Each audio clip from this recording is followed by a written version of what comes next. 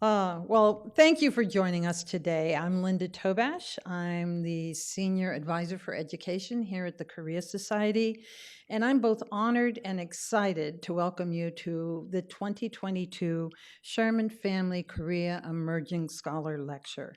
Our program today includes welcoming remarks from our president, Thomas Byrne, and then there'll be an introduction to our 2022 awardee, Dr. Eunbin Chung, and her lecture topic, National Identity, Affirmation and Trust in Korea, Japan, and China.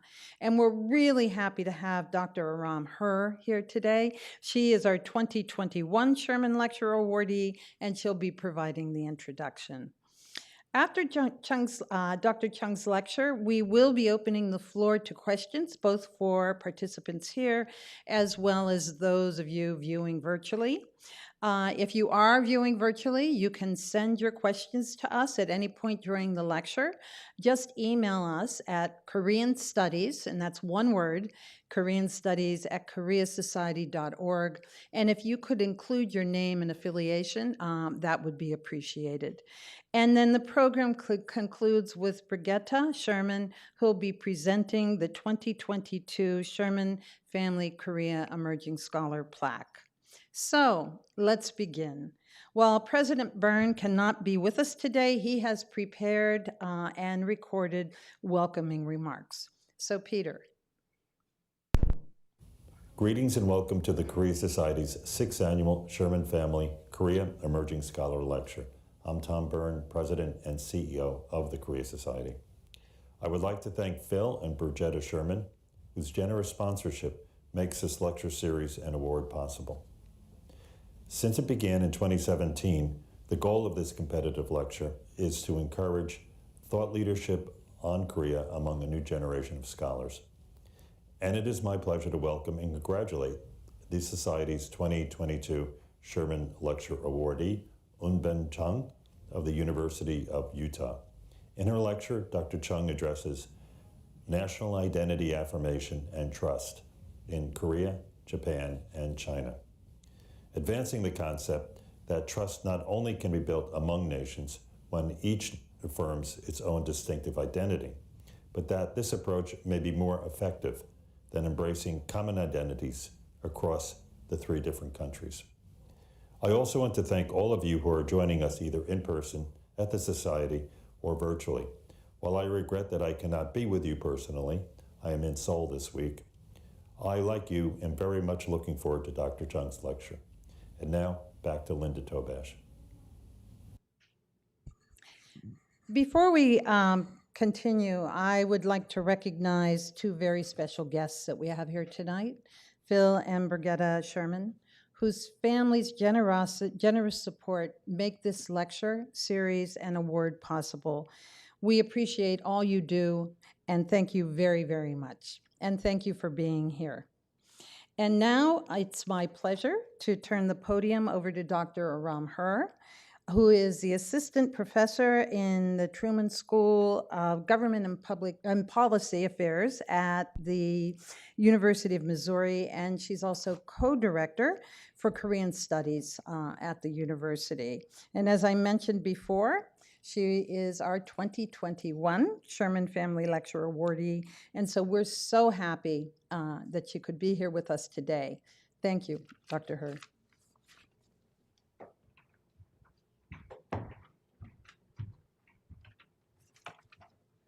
Thank you. Hi, my name is Aram Her. I'm an assistant professor of political science at the University of Missouri, a co-director of MU's Institute for Korean Studies, but most importantly for tonight, the 5th and last year's Sherman Emerging Scholar awardee by the Korea Society.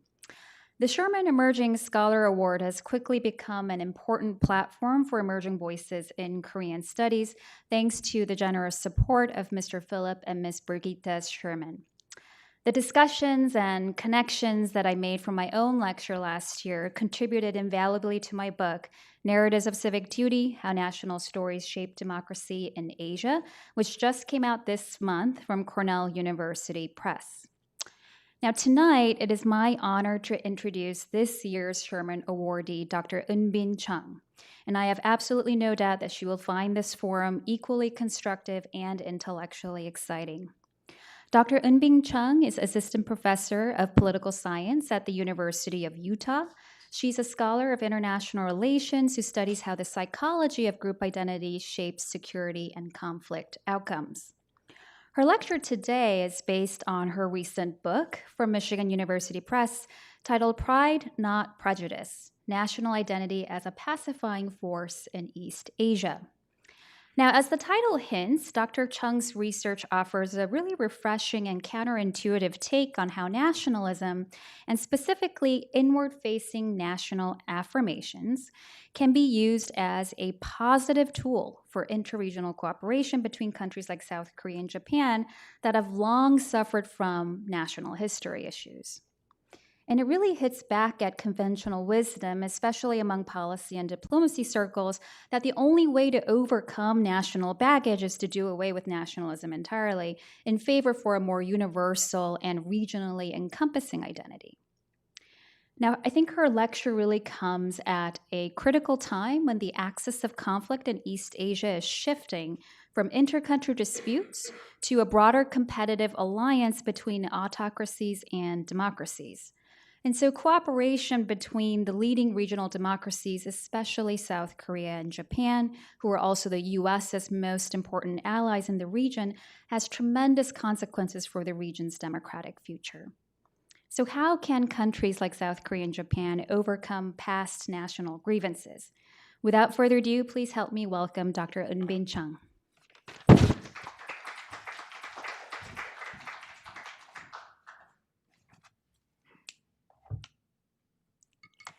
I think that was one of my most favorite introductions ever. Thank you very much, Dr. Her, for the incredibly generous introduction. It is my absolute pleasure and honor to be here today. I thank everyone here, all of you, for a very warm reception and welcome. And warm is saying a lot when it's 40 degrees outside. I would like to extend my deepest gratitude to the Korea Society, the Sherman family, Dr. Katrin Katz, and Linda Tobash for finding value in my work and making this talk possible. Today I'll be speaking about my research project, National Identity Affirmation and Trust in Korea, Japan, and China. I will also talk a little bit about my trajectory as a scholar and personal motivations that led me to my current research interests. Before I begin, I ask that you please let me get through my presentation first, unless you have clarification questions, as I'm really looking forward to having a discussion with you after my talk. In my research, I am interested in asking the question of what we need to do with our current group identities for groups to get along. In the context of international relations, which is my field, I ask, do we want a strengthening or weakening of national identities? Ultimately, in my book, I argue that by reinforcing current national identities, we can have increased trust between countries.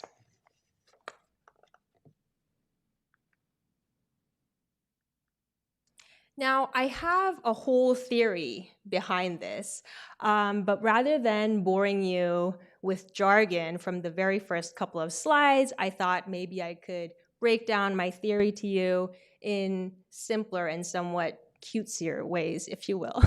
So if you have two groups in conflict, then the idea is that merely by reinforcing what it means to be part of your in-group, so being reminded about the positive values of your group identity and having confidence in that identity, this can lead to an improvement in relations with that group you were previously in conflict with. And I explore this in the context of Asia, namely the relations between Korea, Japan, and China. And I choose these cases as examples where the historical memory of conflict and colonialism inhibits peace and cooperation today. Numerous scholars have put forward various remedies for these cases. For example, individual contact, so increased contact on an individual level. The idea is get to know each other as individuals, and that will remove negative stereotypes. Or heavier economic exchange that will spill over into political peace. The puzzle lies here in that there's already plenty of individual contact between these three countries, as we see in the sheer volume of business travelers and students that travel to each other's countries in student exchange programs. In terms of economic exchange, the three countries are among each other's top partners in trade and investment. Yet, this has not spilled over into political peace.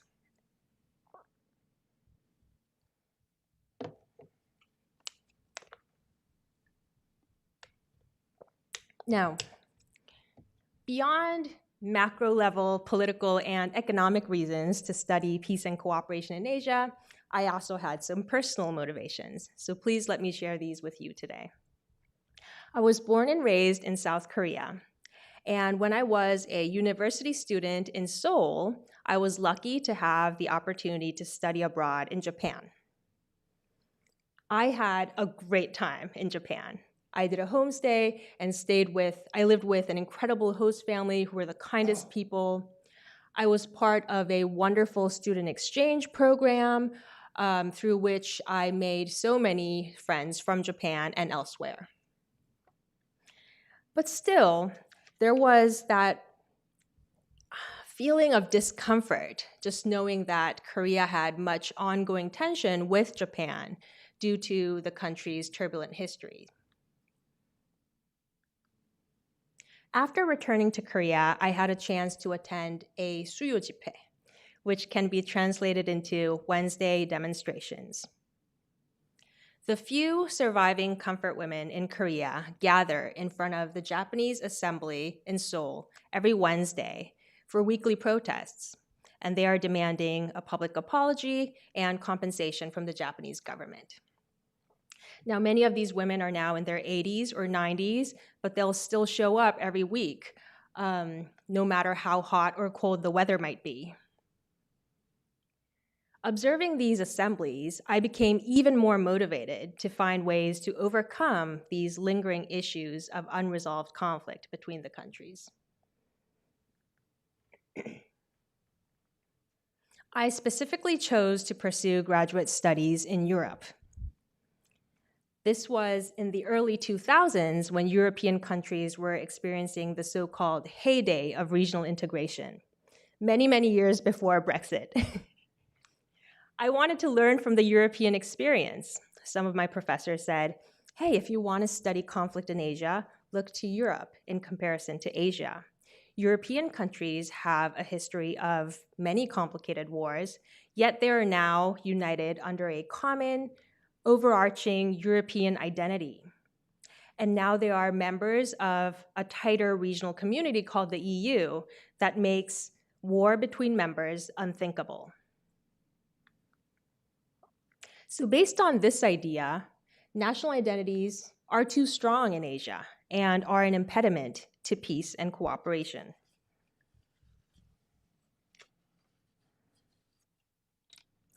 Some scholars say we should thus submerge existing national identities or downplay existing national differences and replace current national identities with something more common, something more universal. So instead of distinctively identifying as Korean, Japanese, or Chinese, we should more strongly identify as Asians instead. The conventional wisdom to installing trust between groups is to get rid of group identity. Today, I'm going to tell you the exact opposite could be true.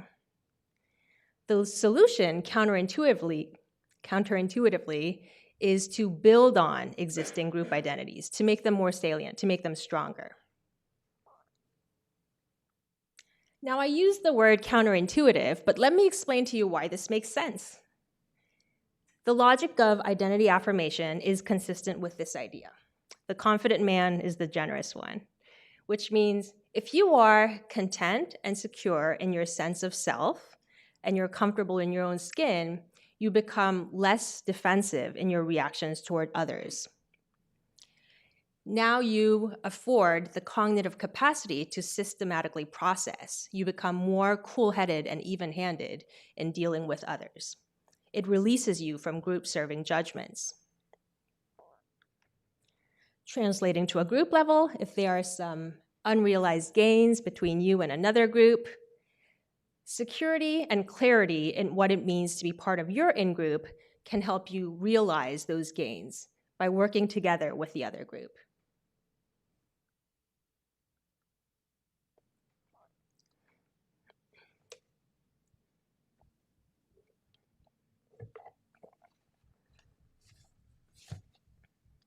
But working together requires trust.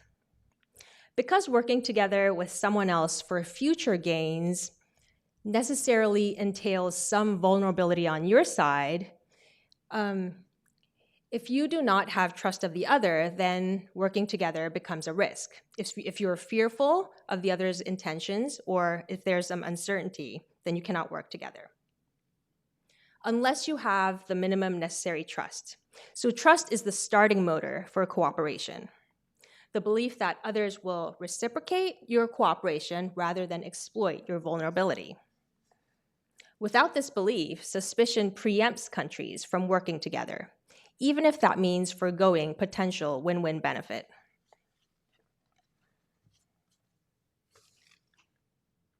What's missing in Asia today is trust. In a recent public opinion poll, the majority of South Korean respondents said they see China and to an even greater degree Japan as untrustworthy countries. And the feeling seems to be mutual. In Japan as well, the majority of respondents said they hold an unfavorable impression of South Korea. But it's not the case that the public is happy with the status quo of relations or sees no room for improvement. The B and C areas combined here, so the areas in light and dark blue, represent the percentages of Japanese and Korean respondents that think the current situation is undesirable and need to be fixed. Same goes for Sino-Japanese relations. This is the same survey question. The areas of B and C combined compose the overwhelming majority. And these people note that the current situation is problematic and needs to be improved. What problem does distrust cause? Chronic distrust has been time and again, over and over again, has been creating failures in institution building and threatening regional security. The setup of international relations in this area is so emotional that these desirable outcomes become hard to imagine. Political scientist Victor Cha notes that for every failed institution building negotiation in East Asia, lack of trust was the cause. Yamamoto even says, in terms of international institutions, Northeast Asia is in a pre-institutional stage, meaning it's one of the least institutionalized regions in the world. But following the '97 Asian financial crisis, Asian countries are increasingly realizing a need for international collaboration, especially as they face new transnational threats to security that states alone, individually, cannot address. So things like global pandemics, health epidemics, WMD, terrorism, human and drug trafficking, and climate change, and so on. But institution building requires some trust first. Distrust makes it difficult for countries to agree on the creation of new institutions or any binding conditions within them. Distrust amplifies security fears. The recent trends of a rapidly growing China and movements within Japan to amend its pacifist constitution have been affecting regional security. The Japanese right claims that Japan just wants to be a normal country with the right to have a military. But unable to trust Japanese intentions, for many Chinese and South Korean people, this signals a rebirth of Japanese militarism. Even Tokyo's dispatch of peacekeepers abroad has caused unease.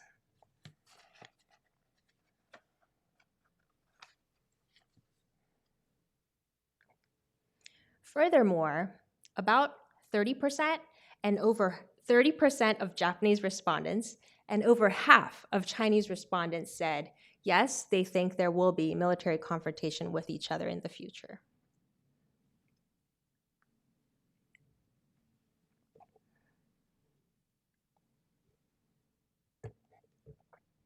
Across theoretical perspectives in political science, sociology, and psychology, numerous studies have argued for the promotion of a sense of commonness. As seen in the security communities, contact theory, and common in-group identity model literatures, this can be through the promotion of an overarching, common, superordinate in-group identity that submerges existing or prior group identities. Similarly, constructivists in international relations argue that we need a common interpretation of history that past perpetrators and survivors can share. Globalization scholars from as early as the 1940s predicted that globalization would have homogenizing effects on everyone.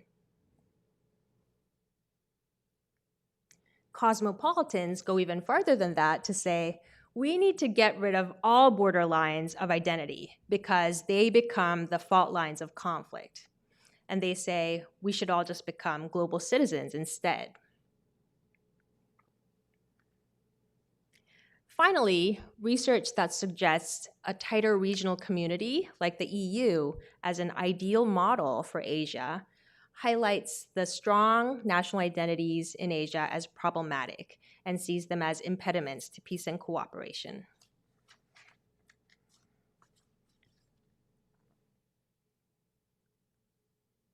However, from what we're witnessing in our world today, an erosion of national identities is just not feasible.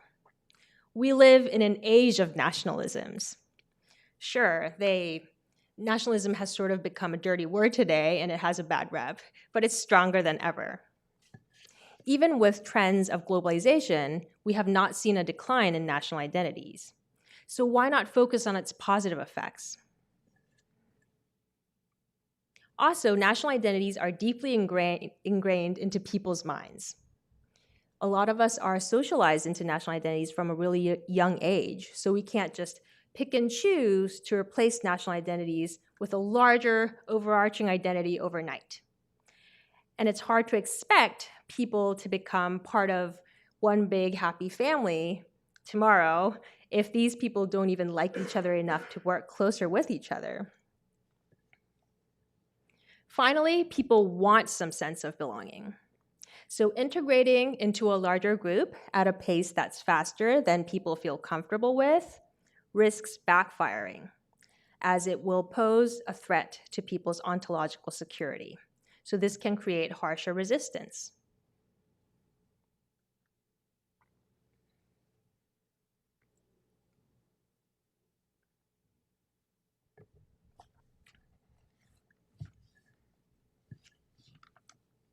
National identity affirmation is based on the older theory of self-affirmation theory. And self-affirmation theory from social psychology assumes that the self-identity is composed of not one, but multiple domains. And individuals don't strive to maximize their self-worth, their self-worthiness in every single domain, but just to maintain an overall global sense of self-worth. Which means that if there is one particular domain under threat, then simply by highlighting an alternative domain, then the sense of self-worth can be replenished. And so with that replenished, refilled sense of self-worth, people do not feel the need to act defensively in that prior domain. A commonly cited example is the one of heavy smokers. So if you gather a bunch of heavy smokers into a room and show them a video that describes the harmful effects of heavy smoking, the majority of these participants tend to dismiss or disregard the information given in the video as unscientific or unreliable.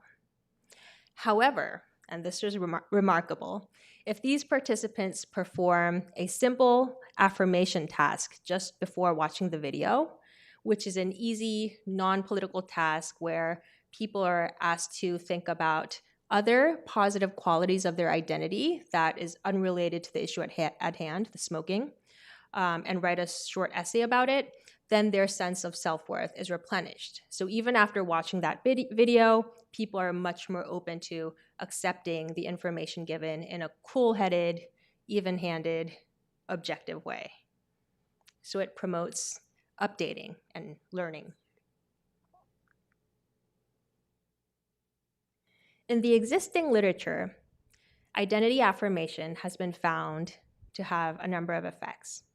So first, affirmation has been found to increase trust that minority students have of their teachers and trust across partisan lines in negotiation. Identity affirmation also increases the likelihood that parties in negotiation reach mutually beneficial settlements. Affirmation has also been found to increase positive emotion, so people come to like each other more. In addition, people who were affirmed of their identities became more open to admitting higher levels of guilt and shame in majority groups after they had discriminated against minorities. And finally, affirmation has been shown to terminate irrational escalation of commitment, which would otherwise lead to extrematization of politics.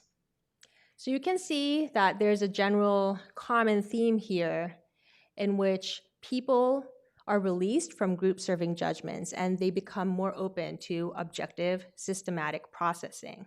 It kind of takes you out from a narrower version of yourself, and you can now see the larger picture of things.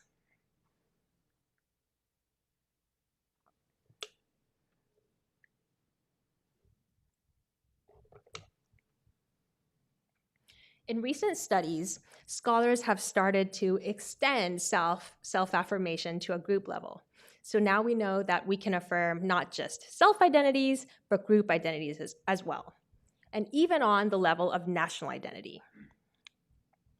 For example, if you're Korean and I ask you, what does it mean for you to be Korean? You could probably think of a number of things. And for someone, maybe being Korean involves having a general dislike or distrust against Japan. So maybe there's some sort of anti-Japanese nationalist sentiment.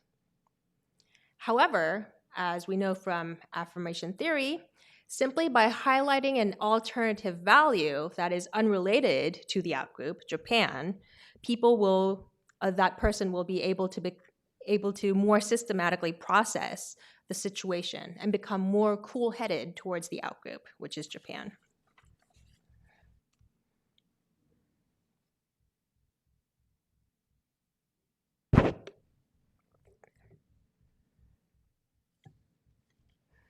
So these are my hypotheses. I predict that those who are affirmed of their national identity report more trust toward other countries compared to individuals that are not affirmed of their national identity. And my dependent variable is trust, which I measure in two ways. The first is using a trust game, and the second is through trust questions.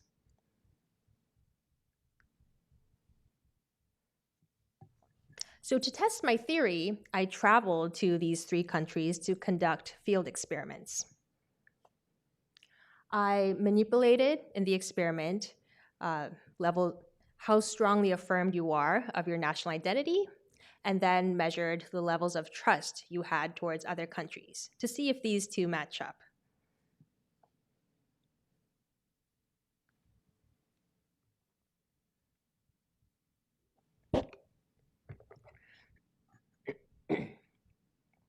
In my surveys, I use something called the trust game.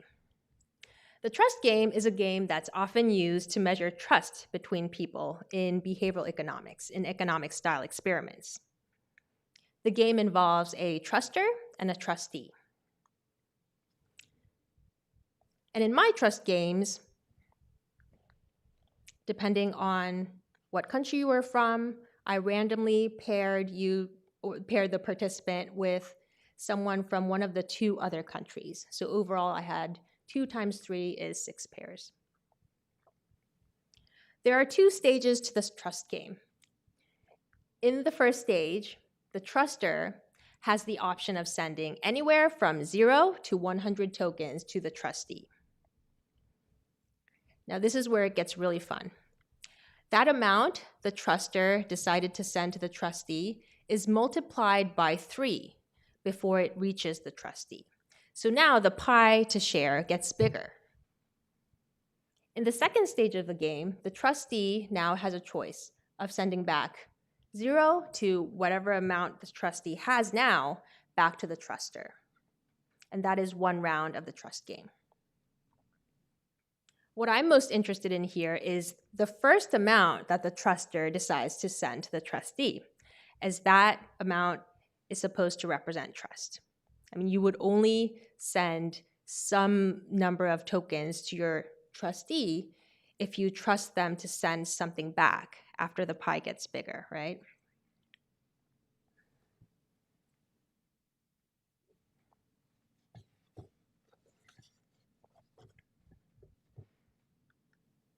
I also had a set of trust questions in my survey, and these were borrowed and tweaked from the World Value Survey and Asian Barometer surveys. These questions were removed from the survey that was fielded in China. So data on the trust questions I only have from Korea and Japan. This is my 2x2 experimental design. So for example, if you're a Korean participant, you are randomly assigned into one of these 4 conditions. You could either be in the condition where your national identity is affirmed, or in the control condition where your identity was not affirmed. And you could randomly be assigned to either a condition where I'm asking or measuring the level of trust you have of Japan, or the other country, China. This is what the national identity affirmation treatment looks like. So participants are presented with a list of positive values that are in no way related to the outgroup at hand. It doesn't concern competition or comparison with the outgroup. It's just a list of positive values, things that can make you feel good about yourself. And people are asked to choose one value that they think is most important to their national identity and write a short essay on why they think so. In the control condition, participants performed a task that was very similar to the structure of the national identity affirmation question, but completely unrelated to national identity.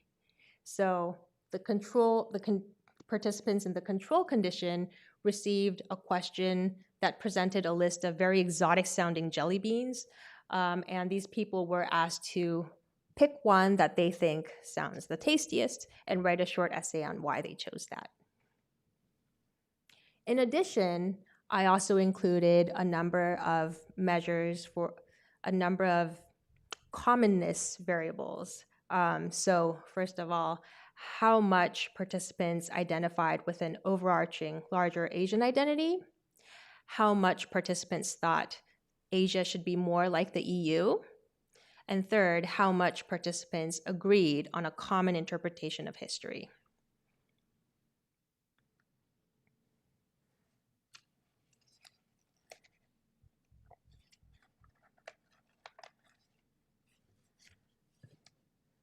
And here are my results.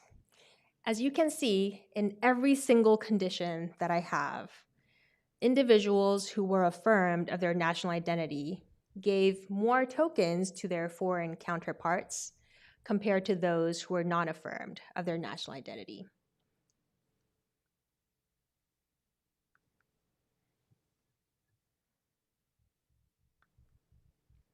For the trust questions as well, and again, I'm missing data from China for this dependent variable, but in every single condition that I have, national identity affirmed individuals reported more trust of their foreign counterparts compared to those who were not affirmed. So national identity affirmation had positive and similar effects for both measures, for both dependent variables, something we could call revealed trust in the trust game and declared trust measured by the trust questions. In contrast, for both the trust game and the trust questions, the so-called commonness measures were not associated with trust. So these findings support my theory that national identity affirmation boosts international trust, even between adversaries, between the enduring rivalries. This implies that national identity can have a positive side to them, or can potentially be steered in a positive direction.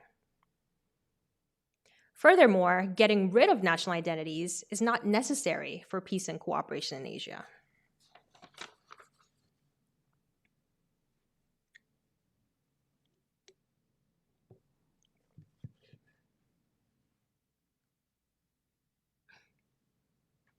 Policy implications. I believe we are at a confused time in history when we're not completely sure what we need to do with our current group identities.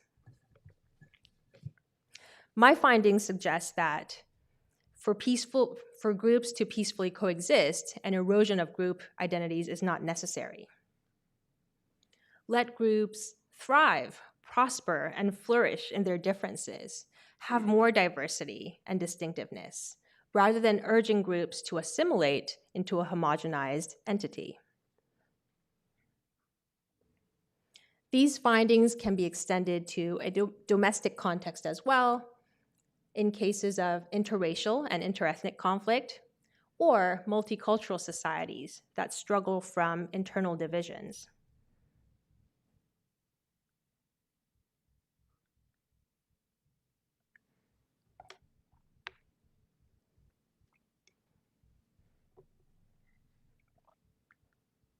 The study also shows that we don't have to be too frightened about strong national identities, as strong national identities don't necessarily lead to outgroup hatred. Psychologist Marilyn Brewer's famous punchline was, "In-group love is not out-group hate." A common analogy used here is the one of children. Just because I love my children doesn't mean I hate other people's children.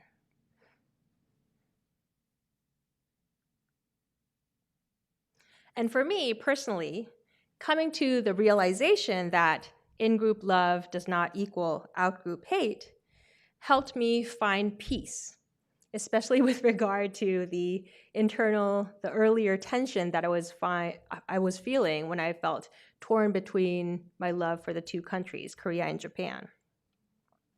As you can symbolically see here, my eyes were covered before, I was lost in darkness, and then my eyes are uncovered, and now with this newly acquired clarity in a vision forward, I have a big smile on my face.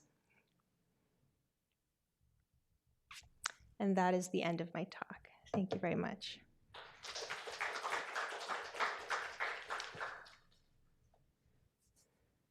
We're now going to open to questions. Thank you so much, Dr. Thank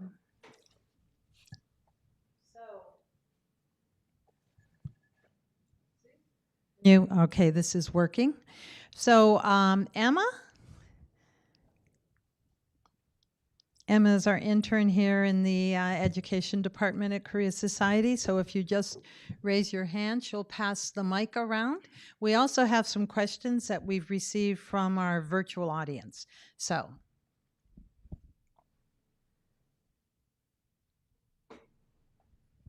Dr. Chung, thank you very much.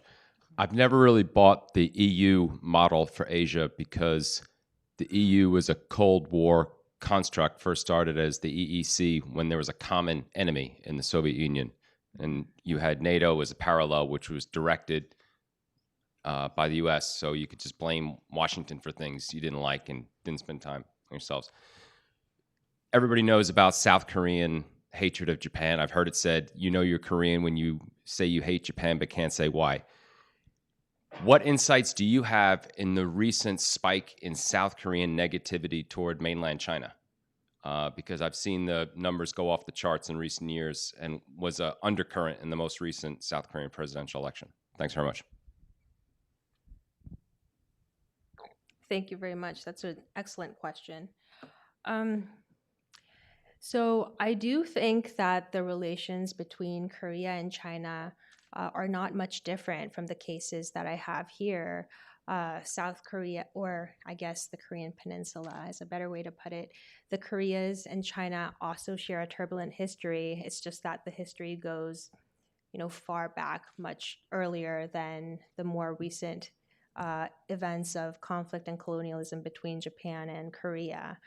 So it's not surprising that there is a good deal of historical animosity there. Just like the case of the Korea-Japan dyad between China and Korea, there are still ongoing territorial disputes. There's the issue of historical interpretation, how much of the legacies of ancient dynasties can we label as being genuinely Korean or Chinese is part of the debate as well. So I think that's definitely a case that can be applied to this situation as well. These countries have a very complicated history. So as you can see in my findings as well, there's a lot of enmity between China and South Korea, but the hope is that national identity affirmation can maybe not be a panacea for relations, but be that first nudge towards cooperation or a friendlier mindset that can lead to peace. There's a question that sort of, I think, piggybacks on this a bit from Emily Young, one of our virtual attendees, and she asks, what are some ways individuals can overcome prejudice based on historical animosity to move toward a more East Asian or Asian-centric perspective? Thank you very much. Great question, Emily. What actions can individuals specifically take to help move East Asia beyond historical animosity and towards reconciliation? I myself am very curious to know. I was so interested in this question, in fact, that I did a follow-up study in Japan in which I asked to Japanese respondents, which of the following are you willing to personally participate in to ensure to endorse compensation, basically, towards Korean or Chinese people based on the condition you were randomly assigned to.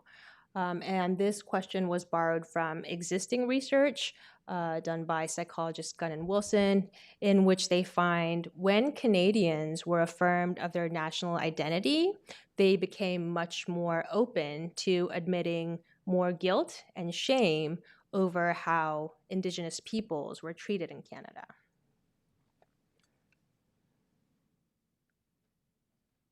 And these are my results. So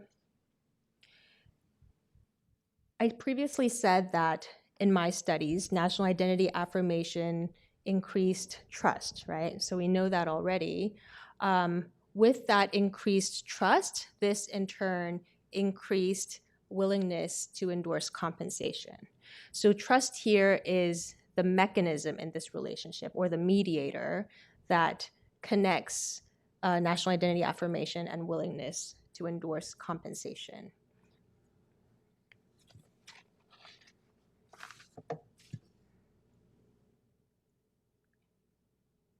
Remember, in my set of trust questions, I measured trust toward a country's people and also trust towards a country's government.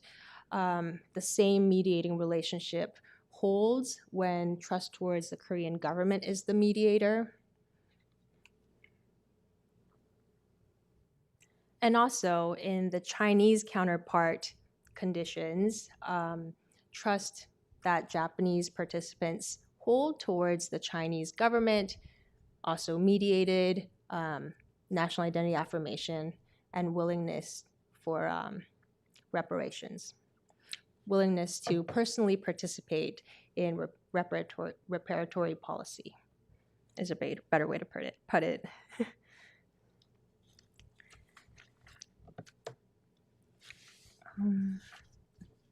Yeah, next question. Yeah, one of the key theses of your talk has been the national identity affirmation really helps them prevent conflicts and whatnot between Korea, Japan, and China. And the question I want to ask you is that in terms of what might be the values that the respective countries might use to do that national identity affirmation, do you have anything in mind? Could it be more like East Asian values such as maybe like Confucianism or like some sense of like community goals? Do you have anything in mind? Yeah, thank you. That is a great question. It's really something I have on my mind too, because when I was conducting these field experiments, most people who have done field research will tell you it's an expensive way to do research, and because it's costly, I try to not stray too far away from existing established studies on identity affirmation. So I did borrow the list of values from existing studies and kind of tweak them to fit the cultural context of these countries. But I couldn't really tailor them perfectly to each country because at that point you start, getting questions about is this still internally valid if you have vastly different lists within the same study that you're giving to people from different countries. So you want to affirm national identity across the participants to a similar level, at least, right? So in this study, I kept the lists more or less constant, but I definitely agree that it would be a great idea to have a more finely tailored version of a list of values for each country. Yeah, and also in the future, if this study is applied to other areas, and I could definitely see a different list of values that are better fitting to that context as well. We have a question here and here, but I think your hand was up first. So about your substance about confidence and affirmation, but you don't go into changing national identity. So I mean, I remember in the 80s and 90s, if I talk to a Korean, and tell me something, the reference point was always Japan, and there was a lack of confidence in relation to everything with Japan, and now. There is the reference point doesn't always have to be Japan if I talk to a Korean, and there's the confidence level compared to Japan is much higher, which that doesn't have anything to do with anything that I think affirmed, but it's just a change of what they perceive national identity to be. So do you have you worked in have a component about evolving national identity? Right. I think that would be a fascinating avenue for future research. I do understand that just with the rapid industrialization and economic development, national identity can transition to mean different things to newer generations. So that national identity content, that the matter of national identity content would definitely be fascinating. Fascinating a research project in the future. I do, however, have results on additional tests that show I'm sorry, it's so many numbers, but results of a large and survey data analysis. And in this case, as a proxy of national identity affirmation, I couldn't run an experiment here because it was a pre-existing data set that I just analyzed statistically. But as a proxy of national identity affirmation, I use the variable proud to access how proud participants were of their national identity. And consistently, I found positive findings here too, and statistically significant. So those who are more proud of the Korean national identity held more positive perceptions of other countries. The reason I'm showing you this, though, is because of the next slide here. So I thought maybe another way to get at how affirmed people already are of their national identity might be, okay, there's national pride, but there was such a rapid economic development in Korea that maybe that can be used as one proxy of national identity affirmation as well. So in this test, I replaced pride with measures in the data set that spoke to how satisfied you are of the economic situation in South Korea or the democracy in South Korea, which all made significant progress very swiftly in recent decades. And in these cases too, I also found significantly positive and consistent results where if you are satisfied with your country's economic situation or democratic situation, you also hold more positive images toward other countries. So I think this goes hand in hand with national identity affirmation effects.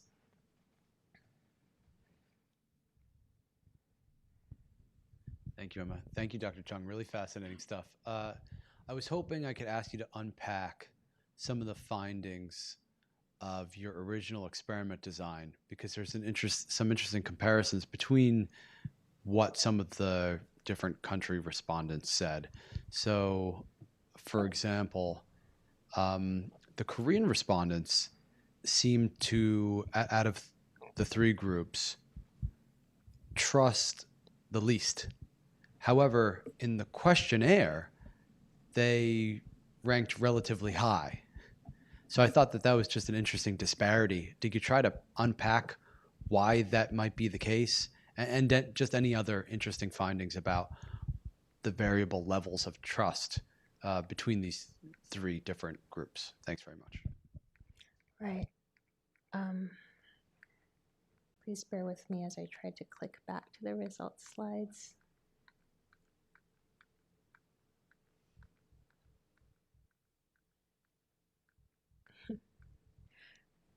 Right. So, yeah, thanks for catching that.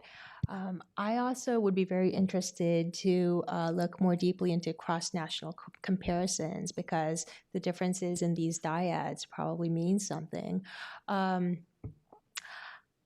My hunch is that maybe if you're exchanging money in a trust game, that's different from declared trust measured by trust questions, because you're not really gaining much from trust questions by just saying you trust, whatever other country by X amount. There is a potential for a social desirability bias with regard to the trust questions, however, meaning maybe you feel motivated to give a socially desirable response. So you're not completely honest when you're answering survey questions. You don't want to seem like a not trusting person, so you false report your levels of trust. Or maybe you feel like if you're Korean and you say you trust Japanese or Chinese people too much, you don't seem like a desirable in-group member. So you feel motivated to respond in an opposite way. These are all possible effects with regards to the trust question. Maybe in the trust game, there's a possibility that stereotypes in how other countries do business had a bigger impact, because you're in exchanging money essentially, and participants were paid at the end of the survey based on how much they made in the trust game. So there were real, tangible awards here. So people were motivated to play the game to, in fact, maximize their return. So maybe the difference in the method had an effect, and that's why you see even in the same dyads, different results between the trust questions and the trust game. On the other hand, the trust game is probably less subject to social desirability bias. That's why I called it revealed trust at one point. So all these, different ideas, I think, I would love to develop in the future and delve more deeply into them. I think we have time for one more question, and this is actually from, was submitted, and I really appreciate that Dr. Chung prepared slides for questions that she thought that she might receive or that we knew were being submitted virtually, so that she would have a visual to answer these questions. But our question comes from Stephen Noper from Asia Dialogue. Many of you know Stephen. He served here at the Korea Society for a number of years, and actually, Stephen, with the Sherman family, created this lecture series and award. So I'm happy to read his question. And Stephen writes, "Your optimism is much needed in the current climate of mistrust. The rise of populist nationalism globally has national leaders, many with thin mandates at home, employing it to consolidate power. How can the polity move these leaders beyond this penchant for power and conflict to realize culture and identity that is authentic, truthful, and lasting?" Wow. That is a very important question. And as I attempt to answer it, I will just click back to the slide I want to show you.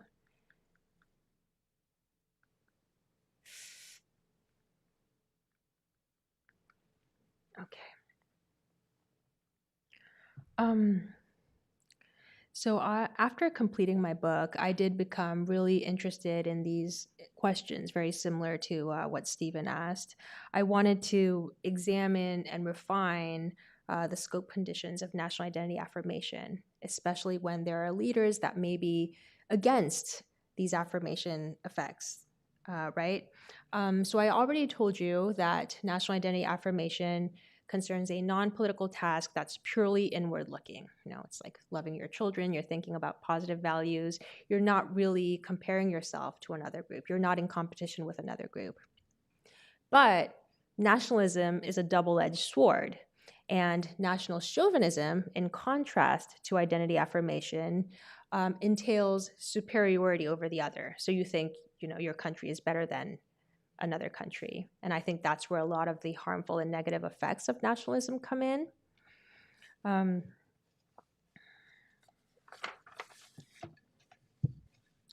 So maybe it could be the case that, for example, if you have state leaders, politicians in all three countries, and entrepreneurs that have some sort of vested interest in keeping the hatred alive, would that have countervailing effects against affirmation?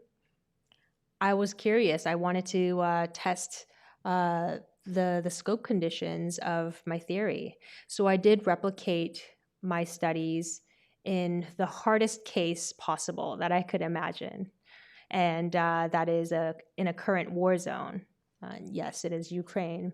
So I replicated the study of national identity affirmation and trust, measuring levels of national identity affirmation and the trust levels that Ukrainians held of Russia. And this is an area where conflict is so fresh and salient, and the animosity is real, it's current and ongoing, right? Maybe because of that reason, yes, I did find positive effects of national identity affirmation. So Ukrainians that were affirmed of their national identity did directionally report more trust of Russia and Russian people. It was not statistically significant, but the analysis is still ongoing.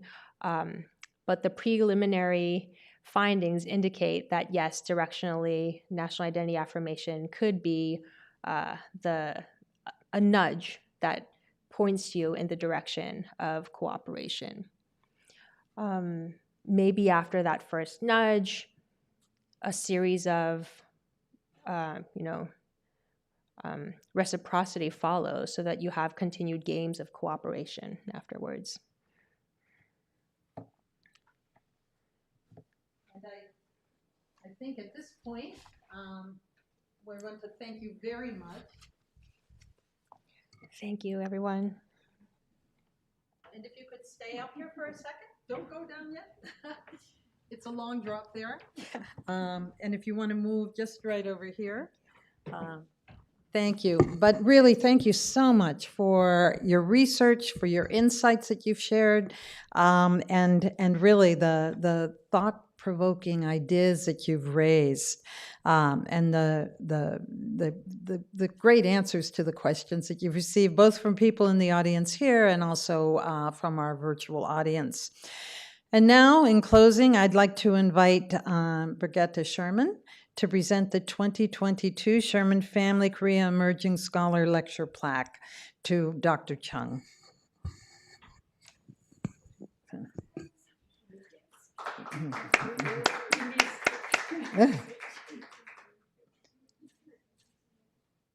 Thank you. And before we end, I'd like to mention that we have most of our former awardees with us today as well. Virtually, we have Katrin Katz, our 27 inaugural awardee and current Korea Society Van Fleet Senior Fellow with us virtually, as well as Ivana Yi of Cornell University, our 2019 awardee, who addressed Pansori Mountain Pilgrimage information. We also, in person with us, have Dong-Se Kim of New York Institute of Technology, our 2018 awardee, and of course, Aram Her, who is with us. I want to thank you for joining us. And as President Byrne mentioned in his welcoming remarks, the lecture series is aimed at a new generation and geared to encouraging and advancing thought leadership on Korea across a wide range of topics. And the topics of our previous awardees' lectures demonstrate our commitment to discipline diversity. Their lectures have ranged from policy, from maritime conflict, to nationalism, to architecture, pansori, and to land use in the DMZ. And you can view all of these lectures by visiting our website or our YouTube channel, and I encourage you to do that.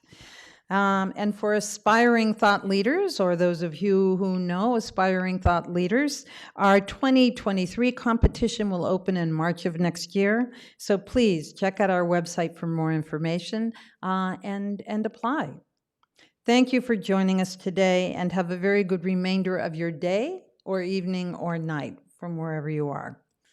Good night.